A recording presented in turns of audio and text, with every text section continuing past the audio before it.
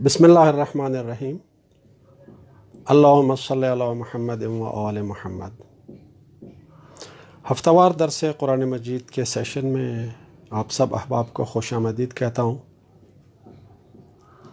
آج کی نشست میں ہم اس نقطے پر گفتگو کریں گے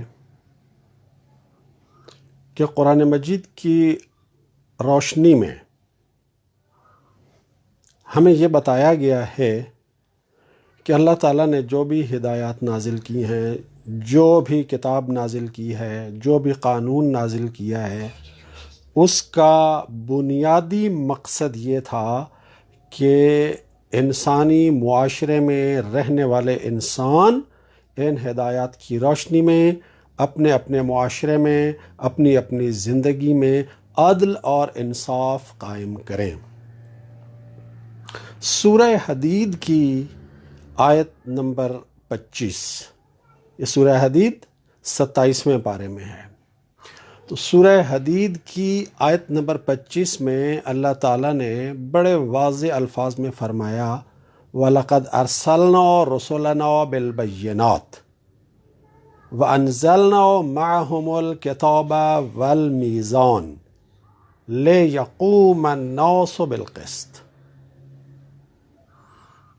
بڑے واضح ترین الفاظ میں، واشگاف الفاظ میں اللہ تعالیٰ نے اپنی ہدایت بھیجنے کا مقصد اور فلسفہ بیان کر دیا ہے۔ وَلَقَدْ أَرْسَلْنَا رُسُلَنَا بِالْبَيِّنَاتِ، یقیناً ہم نے اپنے رسولوں کو بھیجا بینات کے ساتھ، یعنی واضح نشانیوں کے ساتھ، واضح ہدایات کے ساتھ۔ وَأَنزَلْنَا مَعَهُمُ الْكِتَابَ وَالْمِيزَانَ، اور ان کے ساتھ ہم نے نازل کیا کتاب کو اور میزان کو۔ لِيَقُومَ النَّاسُ بِالْقِسْطِ، تاکہ لوگ انصاف کو قائم کریں، تاکہ لوگ عدل کو قائم کریں۔ یہاں اللہ تعالیٰ فرما رہا ہے کہ رسولوں کو بھیجا، کسی ایک رسول کی بات نہیں ہو رہی ہے، کچھ خاص رسولوں کی بات نہیں ہو رہی ہے، تمام رسولوں کو بھیجے جانے کا مقصد یہ بیان کیا گیا ہے۔ وَلَقَدْ أَرْسَلْنَا رُسُلَنَا بِالْبَيِّنَاتِ، جو بھی رسول ہم نے بھیجے ہیں ان سب رسولوں کو ہم نے واضح ہدایات کے ساتھ، روشن نشانیوں کے ساتھ بھیجا ہے۔ وَأَنزَلْنَا مَعَهُمُ الْكِتَابَ وَالْمِيزَانَ، ان کے ساتھ ہم نے نازل کیا کتاب کو اور میزان کو۔ میزان یعنی وہ معیار، وہ قانون جس کی بنیاد پر صحیح اور غلط کا، جائز اور ناجائز کا، حق اور باطل کا فیصلہ کیا جائے۔ اللہ تعالیٰ نے جتنی بھی کتابیں نازل کیں ان کتابوں کے اندر کئی پہلو ہوتے ہیں۔ گزشتہ امتوں کے واقعات ہوتے ہیں، عقائد کا بیان ہوتا ہے، زمین اور آسمان کی خلقت کے بارے میں ہدایات ہوتی ہیں، اور پھر ایک قانون ہوتا ہے انسانوں کے لیے کہ یہ کرنا ہے، یہ نہیں کرنا ہے۔ تو کتاب کے اندر یہ ساری چیزیں آ جاتی ہیں۔ پھر جب اللہ تعالیٰ نے فرمایا کہ ہم نے ان کے ساتھ کتاب کو اور میزان کو نازل کیا، تو یہاں میزان خاص طور پر اشارہ ہے قانون کی طرف، کہ ہم نے کتاب دی اور اس کتاب کے اندر جو کچھ ہے اس میں ایک چیز کو اللہ تعالیٰ نے نمایاں کر کے بیان کر دیا کہ وہ ہے میزان، بیلنس، ترازو، جس کے ذریعے سے اللہ تعالیٰ نے معاشرے میں ساری چیزوں کو اپنی جگہ رکھنے کا حکم دیا ہے۔ اور فلسفہ کیا ہے، مقصد کیا ہے؟ انبیاء کو واضح ہدایات دے کر اور کتاب اور میزان دے کر بھیجنے کا مقصد کیا ہے؟ لِيَقُومَ النَّاسُ بِالْقِسْطِ، تاکہ لوگ اپنی زندگی میں، اپنے معاشرے میں، اپنے معاملات میں، اپنے معمولات میں عدل قائم کریں۔ اللہ تعالیٰ نے یہ نہیں کہا کہ ہم نے کتاب نازل کی تاکہ لوگ اس کی تلاوت کریں اور ثواب حاصل کریں۔ اللہ تعالیٰ یہ نہیں فرما رہا کہ ہم نے کتاب نازل کی تاکہ لوگ اسے اپنے مرحومین کے ایصال ثواب کے لیے پڑھیں۔ ٹھیک ہے، قرآن شریف پڑھنے کا، اللہ کی ہدایات کو پڑھنے کا ثواب بھی ہوتا ہے، ثواب کی نفی نہیں ہے، مرحومین کے ایصال ثواب کے لیے آپ کوئی کام کرتے ہیں اس کی بھی نفی نہیں ہے، لیکن بنیادی مقصد یہ نہیں ہے۔ بنیادی مقصد کیا ہے کہ اللہ تعالیٰ کی بھیجی ہوئی ہدایات اور اللہ تعالیٰ کے بھیجے ہوئے میزان اور اللہ تعالیٰ کے بھیجے ہوئے معیار اور سٹینڈرڈ کو فالو کرتے ہوئے ہم اپنے معاشرے میں، اپنی زندگیوں میں، اپنے معاملات میں، اپنے معمولات میں عدل قائم کریں۔ تو ثابت ہوا کہ بنیادی طور پر اللہ تعالیٰ نے جو کتابیں بھیجی ہیں ان کا مقصد یہ ہے کہ انسانوں کی زندگی میں بے اعتدالی نہ ہو۔ انسانی معاشرہ جب بھی اللہ کی ہدایات سے منحرف ہوتا ہے تو وہ بے اعتدالی کا شکار ہو جاتا ہے۔ جب بے اعتدالی بڑھنا شروع ہو جاتی ہے تو پھر وہ ظلم کی حدود کے اندر داخل ہو جاتی ہے۔ بے اعتدالی چاہے جتنی چھوٹی ہی کیوں نہ ہو، بذات خود وہ ایک ظلم ہوتی ہے۔ جب آپ عدل سے ہٹ گئے تو آپ ظلم کی حدوں کے اندر داخل ہو گئے۔ نہج البلاغہ میں مولا علی علیہ السلام کا ایک جملہ ہے، آپ سے کسی نے پوچھا کہ آپ عدل کو ڈیفائن کریں، عدل کی تعریف کریں، تو آپ نے فرمایا کہ عدل یہ ہے کہ ہر چیز کو اس کی اپنی جگہ پر رکھا جائے۔ تو ہر چیز کو اپنی جگہ پر رکھنے کا نام عدل ہے۔ کسی بندے نے کہا کہ امیر المومنین آپ نے عدل کی ڈیفینیشن بتا دی، عدل کی تعریف بتا دی، تو اب ظلم کی بھی تعریف بتا دیں۔ تو امیر المومنین نے فرمایا کہ ہم نے بتا دی ہے۔ یعنی جب یہ پتہ چل گیا کہ عدل یہ ہے کہ ہر چیز کو اپنی جگہ پر رکھا جائے، تو اس سے خود بخود معلوم ہو جاتا ہے کہ ظلم یہ ہے کہ چیزوں کو اپنی جگہ کے اوپر نہ رکھا جائے۔ تو ہر چیز کی اپنی جگہ ہے، ہر چیز کی اپنی اہمیت ہے، ہر چیز کا اپنا مقام ہے۔ اسے اپنے مقام پر رکھنا یہی عدل ہے، اور اسے اپنے مقام سے ہٹا دینا یہی ظلم ہے۔ آپ کو ایک چھوٹی سی مثال دوں گا۔ آپ کا جوتا جتنا بھی قیمتی ہو، فرض کریں آپ نے 50,000 روپے کا یا 1,00,000 روپے کا جوتا خریدا، جوتے کی جگہ آپ کے پاؤں ہی ہیں۔ اور کوئی بندہ فرض کریں حج کرنے کے لیے گیا، عمرہ کرنے کے لیے گیا، وہاں سے 10 ریال کی ایک ٹوپی لا کے اس نے آپ کو گفٹ کر دی۔ اب وہ ٹوپی 10 ریال کی، 10 سعودی ریال کی، زیادہ سے زیادہ پاکستانی 400 روپے کی، 500 روپے کی ہوگی۔ تو وہ ٹوپی اگرچہ 400-500 روپے اس کی ویلیو ہے، اور جو آپ کا جوتا ہے آپ نے 1,00,000 روپے والا خریدا ہوا ہے، آپ یہ کبھی نہیں کریں گے کہ جی جوتا 1,00,000 روپے کا ہے، زیادہ قیمتی ہے، لہٰذا میں اسے سر پہ رکھ لوں۔ ٹوپی چاہے کتنی ہی سستی کیوں نہ ہو، اس کی جگہ سارا ہے۔ جوتا جتنا مہنگا، جتنا نفیس ہی کیوں نہ ہو، جتنا قیمتی ہی کیوں نہ ہو، اس کے اوپر ہیرے جواہرات بھی آپ لگا دیں، سونے کے اس کے اندر تسمے بھی لگا دیں، تو اس کی جگہ پاؤں ہی ہے۔ تو ہر چیز کی اپنی ایک جگہ ہے۔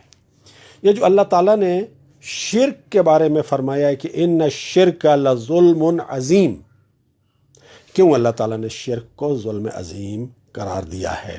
اس میں غور کرنے کی ضرورت ہے کہ اللہ تعالیٰ نے جتنی بھی مخلوقات پیدا کی، اس کی مخلوقات میں سب سے افضل مخلوق ہے انسان، اور انسان کے وجود میں جو سب سے افضل حصہ ہے وہ انسان کا سر ہے، انسان کی پیشانی ہے، انسان کا چہرہ ہے۔ اب یہ جو افضل المخلوقات ہے، یہ جو اشرف المخلوقات ہے، اس اشرف المخلوقات کے وجود کا جو سب سے اشرف اور سب سے افضل حصہ ہے وہ اس کا چہرہ ہے، وہ اس کی پیشانی ہے، وہ اس کا سر ہے۔ تو اس کی جگہ اور اس کا مقام کیا ہے کہ اسے کس کے سامنے جھکنا چاہیے؟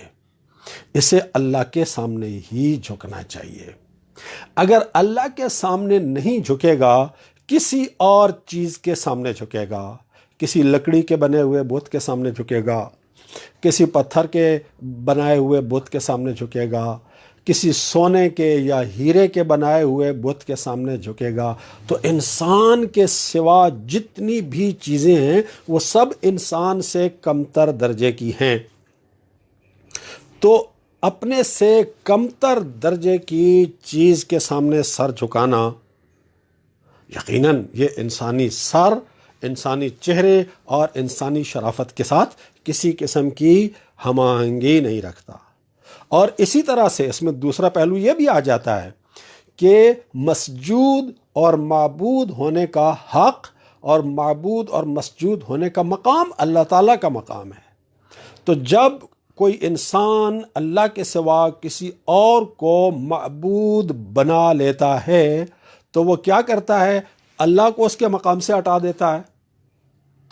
جس چیز کو اس نے معبود بنایا، جس چیز کو اس نے مسجود بنایا، جو کہ معبود ہونے کا اہل نہیں ہے، جو کہ مسجود ہونے کا اہل نہیں ہے، اسے اس نے مسجود اور معبود ہونے کا مقام دے دیا۔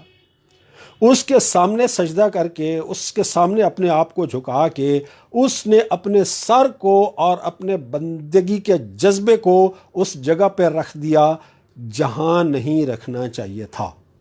تو اللہ تعالیٰ اس کے بارے میں کہہ رہا ہے ان الشرک لظلم عظیم۔ تو معاشرے میں جہاں بھی کسی چیز کو اپنی اصل جگہ سے ہٹایا جائے گا تو وہ ایک ظلم ہوگا۔ ظلم ہم لوگ عام طور پہ سمجھتے ہیں کہ کسی کو قتل کر دینا، کوئی ڈاکہ مار دینا، کسی کو زخمی کر دینا، یہ چیزیں ظلم ہیں۔ یہ چیزیں یقیناً ظلم ہیں، لیکن صرف یہ چیزیں ظلم نہیں ہیں۔ آپ کے بچے نے کوئی غلطی کی، اس غلطی پر اگر اس کو پیار سے سمجھانا بنتا تھا اور آپ نے سختی سے ڈانٹ دیا تو یہ بھی ظلم ہے۔ اسی طرح سے کوئی بھی معاملہ لے لیں، اس معاملے کو جس طرح سے ہینڈل کرنا چاہیے تھا اس طرح سے ہینڈل کرنے کی بجائے آپ نے کسی اور طریقے سے ہینڈل کیا تو آپ نے ظلم کا ارتکاب کیا۔ ہر چیز کی ایک جگہ ہے اور ہر چیز کو اپنی جگہ پر رکھنا یہی عدل ہے، اور اسی کی ہدایت دینے کے لیے اللہ تعالیٰ نے سارے رسول بھیجے، ساری کتابیں نازل کیں اور سارے قوانین اور ساری شریعتیں نازل کیں۔ اب آتے ہیں آج کل کے ہمارے جو حالات بنے ہوئے ہیں کورونا کے حوالے سے، کچھ اس کے ذیل میں پوائنٹس، سوالات تھے، تو ان سوالات کو بھی ایڈریس کرنا ضروری تھا۔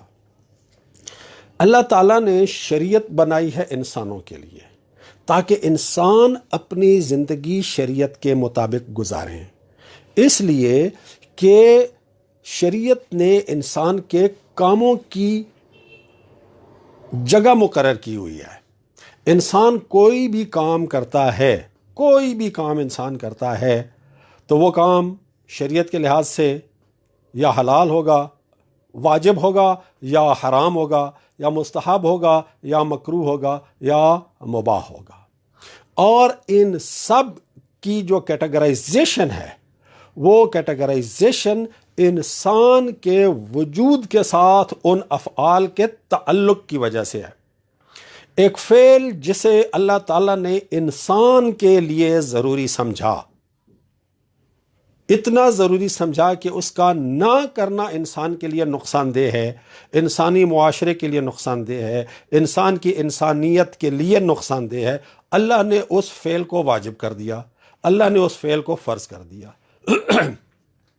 ایک فعل ایسا ہے کہ اس فعل کو انجام دینا انسان کی انسانیت کے لیے نقصان دہ ہے، انسان کی زندگی کے لیے نقصان دہ ہے، انسانی معاشرے کے لیے نقصان دہ ہے، انسانی تہذیب اور ثقافت کے لیے نقصان دہ ہے، تو اللہ نے اس چیز کو حرام کر دیا۔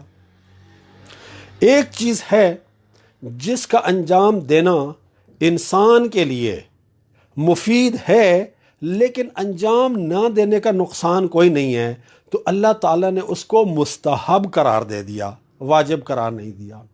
اسی طرح سے کوئی چیز ہے کہ جس کو نہ کرنا بہتر ہے لیکن کر لیا جائے تو کوئی نقصان نہیں ہوتا. نہ کرنے کا فائدہ ہے لیکن کرنے کا نقصان نہیں ہے, تو اللہ تعالیٰ نے اس چیز کو مکروہ قرار دے دیا, جسے ہم فقہی اصطلاح میں مکروہ کہتے ہیں. اور کوئی فعل ایسا جس کا کرنا اور نہ کرنا برابر ہے, نقصان بھی کوئی نہیں ہے فائدہ بھی کوئی نہیں ہے, نیوٹرل ہے, تو اس فعل کو اللہ تعالیٰ نے مباح کا درجہ دیا ہے. آپ چاہے تو کریں, چاہیں تو آپ اس کو ترک کر دیں, کوئی مسئلہ نہیں ہے. مستحب وہ عمل جس کا کرنا انسان اور انسانی معاشرے کے لیے, انسان کی آخرت کے لیے مفید ہے, نہ کرنے کا نقصان نہیں ہے, تو وہ مستحب ہے. وہ جس کا کرنا ضروری ہے اور نہ کرنا نقصان دہ ہے دنیاوی لحاظ سے, اخروی لحاظ سے, تو اس کو اللہ نے واجب قرار دے دیا. اور جس کا کرنا نقصان دہ ہے اس کو اللہ تعالیٰ نے حرام قرار دیا. تو یہ جو اللہ تعالیٰ نے واجب, حرام, مستحب, مکروہ اور مباح, یہ جو 5 سٹیٹس اللہ تعالیٰ نے مقرر کیے ہیں کسی بھی فعل کے لیے, کہ کوئی بھی انسانی فعل ان 5 کیٹیگریز میں سے کسی ایک کیٹیگری میں آئے گا, تو یہ کس بنیاد پر؟ اس بنیاد پر کہ وہ انسانوں کے لیے مفید ہے یا مضر ہے. تو یہ 5 احکامات کی بنیاد انسان کے ساتھ اس عمل کا جو ریلیشن شپ ہے, انسان کے اوپر, انسان کی زندگی کے اوپر, انسان کی دنیا کے اوپر, انسان کی آخرت کے اوپر جو اس کے اثرات مرتب ہوتے ہیں, اس کی بنیاد کے اوپر ہے.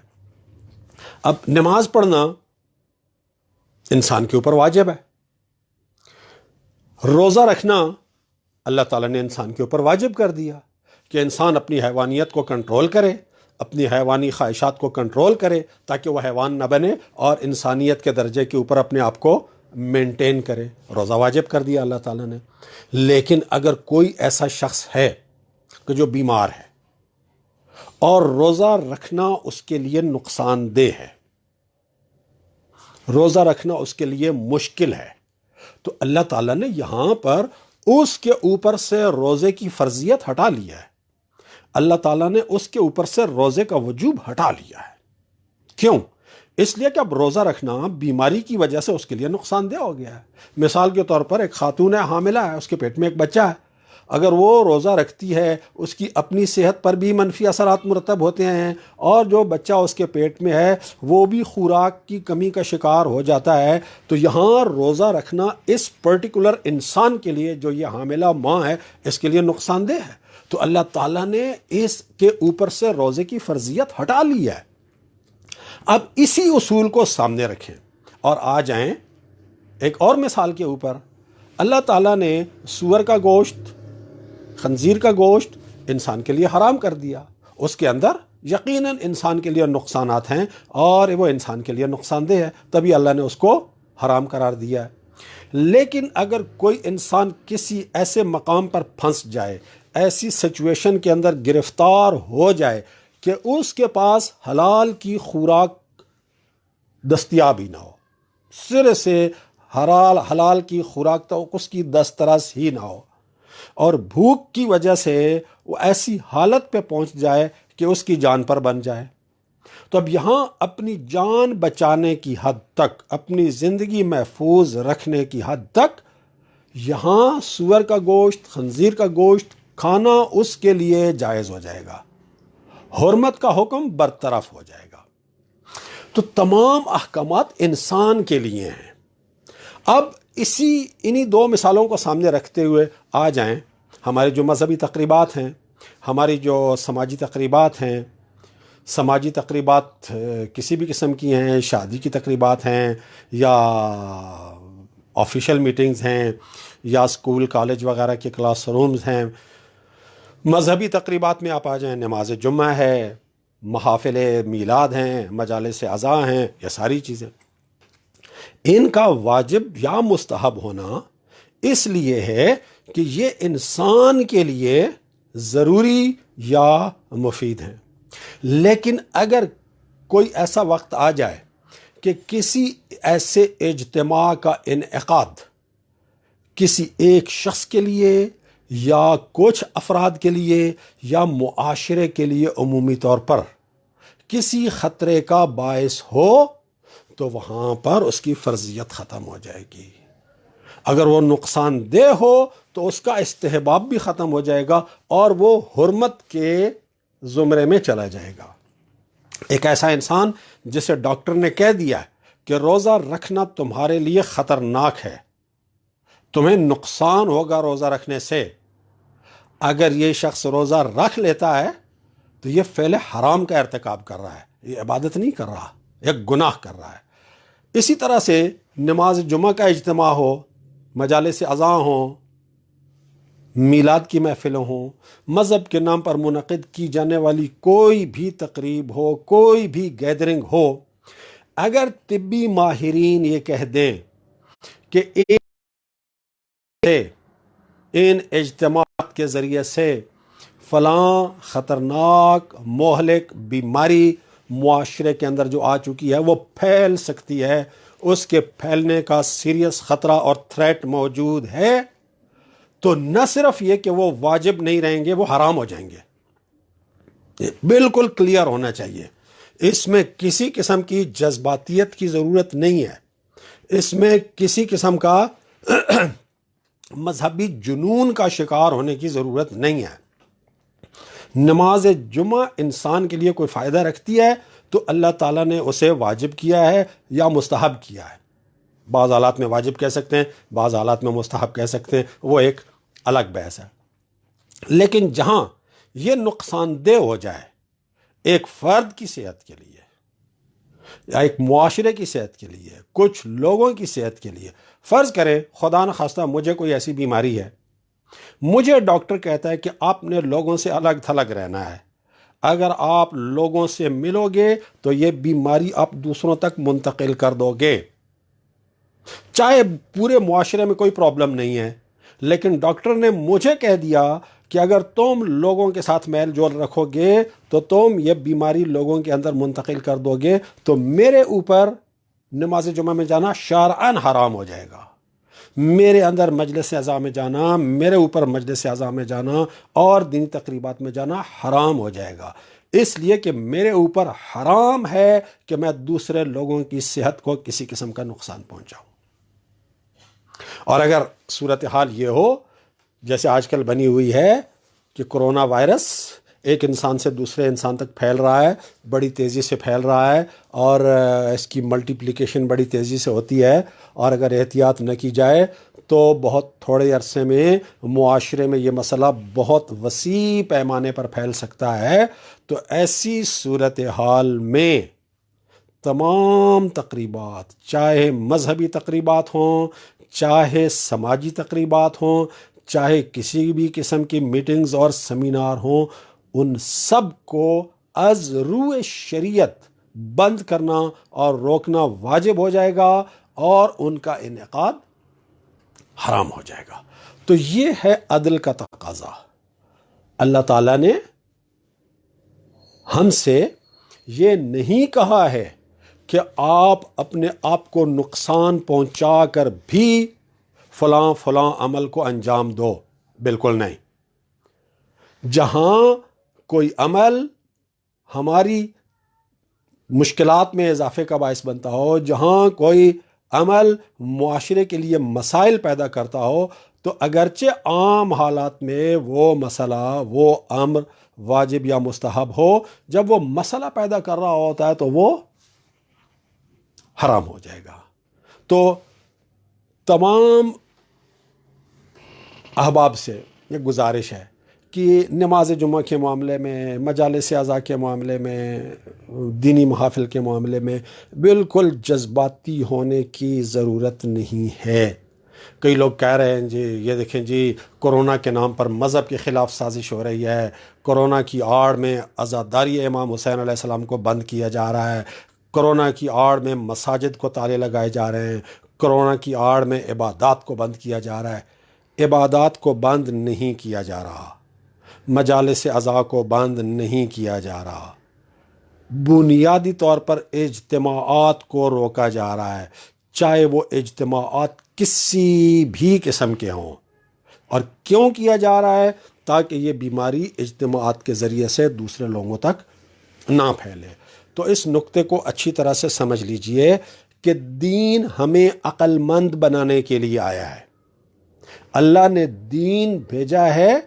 پچھلے درس میں ہم نے ذکر کیا تھا کہ اللہ تعالیٰ نے جو قرآن شریف بھیجا ہے، تو قرآن شریف بھیجنے کا متعدد مقامات پر اللہ تعالیٰ نے یہ بھی مقصد بیان کیا ہے، لعلکم تعقلون، تاکہ تم عقل مندی کا رویہ اختیار کرو۔ تو عقل مندی کا رویہ اختیار کرنا ہے، عدل کا رویہ اختیار کرنا ہے، اعتدال کا رویہ اختیار کرنا ہے، میانہ روی کا رویہ اختیار کرنا ہے، کسی بھی قسم کی انتہا پسندی کے اندر نہیں آنا ہے۔ میں مذہبی آدمی ہوں، میں نے ساری زندگی کا بھی جمعہ نہیں چھوڑا، ابھی میں کرونا کی وجہ سے جمعہ چھوڑ دوں؟ اور نہیں بھائی، کرونا کی وجہ سے جمعہ نہیں چھوڑ رہے ہو، آپ انسانی معاشرے کو بیماری سے بچانے کے لیے جمعہ چھوڑ رہے ہو۔ تو انسانی معاشرے کی صحت کو بچانا یہ ضروری ہے۔ جس صحت کو بچانے کے لیے اللہ تعالیٰ روزے کی فرضیت کو برطرف کر رہا ہے، جس صحت کو بچانے کے لیے، جس جان کو بچانے کے لیے اللہ تعالیٰ خنزیر کے گوشت کی حرمت کو برطرف کر رہا ہے اور آپ کے لیے حلال کر رہا ہے، اسی انسانی جان کو بچانے کا تقاضا یہ ہے کہ کچھ عرصے کے لیے اجتماعات سے اجتناب کیا جائے، اجتماعات سے۔ اب اجتماع چاہے کوئی بھی ہو، تو ہمیں عقل مندی کا رویہ اختیار کرنا ہے، ہمیں اعتدال کا رویہ اختیار کرنا ہے، ہمیں نہ بے عقلی کا ارتکاب کرنا ہے، نہ ہمیں ظلم اور بے اعتدالی کا ارتکاب کرنا ہے۔ جہاں بھی انسانی صحت کا مسئلہ آ جائے، جہاں بھی انسانی زندگی کا مسئلہ آ جائے، ایک شخص کی زندگی کا مسئلہ ہو تو اس شخص کے لیے قانون تبدیل ہو جاتا ہے۔ اسی طرح سے اگر معاشرے کے لیے کوئی مسئلہ پیدا ہو رہا ہو تو معاشرتی سطح پر اسی پیمانے پر اس حکم کی جو اپلیکیشن ہے، اس حکم کا جو اطلاق ہے، اس وقت تک موقوف ہو جائے گا جب تک وہ مسئلہ برقرار ہے۔ ہم میں سے ہر ایک کی ذمہ داری ہے، ہم میں سے ہر ایک پر واجب ہے کہ ہم اپنی بھی صحت کی حفاظت کریں، دوسروں کی بھی صحت کی حفاظت کریں۔ ہم میں سے ہر ایک پر فرض ہے کہ اپنی بھی زندگی کی حفاظت کریں اور دوسروں کی بھی زندگی کی حفاظت کریں۔ تو موجودہ حالات میں جب کہ طبی ماہرین یہ بتا رہے ہیں اور حکومت یہ بتا رہی ہے کہ آپ نے کورونا کو پھیلنے سے روکنے کے لیے یہ احتیاطی تدابیر اختیار کرنی ہیں، تو ان سب احتیاطی تدابیر پر عمل کرنا شرعاً واجب ہے۔ اور اگر طبی ماہرین یہ کہہ رہے ہیں کہ اجتماعات میں جانا آپ کی صحت کے لیے، دوسروں کی صحت کے لیے اور معاشرے کی سطح پر اس بیماری کے پھیلنے کا باعث بن سکتا ہے، تو پھر اجتماعات میں جانا حرام ہو جائے گا، چاہے اجتماع نماز جمعہ کا ہو، چاہے مجلس عزا کا ہو، چاہے محفل میلاد کا ہو، چاہے شادی کی تقریب کا ہو، چاہے کوئی کلاس ہو، چاہے کوئی سمینار ہو، چاہے کسی بھی قسم کا ہو۔ تو اصل مقصد سمجھیں شریعت کا، کہ شریعت نے سارے احکامات انسان کی مصلحت اور انسان کے مفاد کو سامنے رکھتے ہوئے مقرر کیے ہیں، اور جب کوئی ایسی صورتحال پیدا ہو جائے کہ کسی حکم پر عمل کرنے سے مصلحت کے خلاف صورتحال پیدا ہو رہی ہو، نقصان ہو رہا ہو، تو وہاں پر وہ حکم برطرف ہو جاتا ہے، وہ حکم موقوف ہو جاتا ہے۔ لہٰذا جذباتیت سے کام لینے کی ضرورت نہیں ہے، عقل مندی سے کام لینے کی ضرورت ہے، اور بے اعتدالی سے کام لینے کی ضرورت نہیں ہے، عدل سے کام لینے کی ضرورت ہے۔ احتیاط کریں، احتیاط کریں، احتیاط کریں۔ اس احتیاط میں ہی ہم سب کا فائدہ ہے موجودہ حالات میں، اور دعا کریں کہ اللہ تعالیٰ اس کورونا کی بیماری سے، اس کورونا کی آفت سے عالمی معاشرے کو جلد از جلد نجات عطا فرمائے، اور ہمیں یہ شعور بھی عطا فرمائے کہ ہماری بے عقلی اور ہماری جذباتیت کورونا سے بھی زیادہ ہمارے لیے نقصان دہ ہو سکتی ہے۔ تو اللہ تعالیٰ ایسی مذہبی جنونیت سے، ایسی مذہبی جذباتیت سے اور ایسی انتہا پسندی سے بھی ہمیں نجات عطا فرمائے جو ہمارے لیے، ہمارے معاشرے کے لیے اور انسانوں کے لیے نقصان دہ ہو سکتی ہے۔ جو لوگ اس بیماری میں مبتلا ہو چکے ہیں، اللہ تعالیٰ ان سب کو صحت اور سلامتی عطا فرمائے۔ جو لوگ اس بیماری سے محفوظ ہیں، اللہ تعالیٰ انہیں محفوظ رکھے اور انہیں احتیاط کرنے کی توفیق عطا فرمائے، اور خاص طور پر وہ طبی عملے کے لوگ، ڈاکٹرز اور نرسز جو اس بیماری میں مبتلا لوگوں کی دیکھ بھال کر رہے ہیں، اپنی زندگیوں کو بھی خطرے میں ڈال رہے ہیں، اللہ تعالیٰ ان کی بھی حفاظت فرمائے اور انہیں اپنی اس خدمت کا اجر عظیم عطا فرمائے۔ اللہ تعالیٰ آپ سب کو سلامت رکھے۔ والسلام علیکم ورحمۃ اللہ وبرکاتہ۔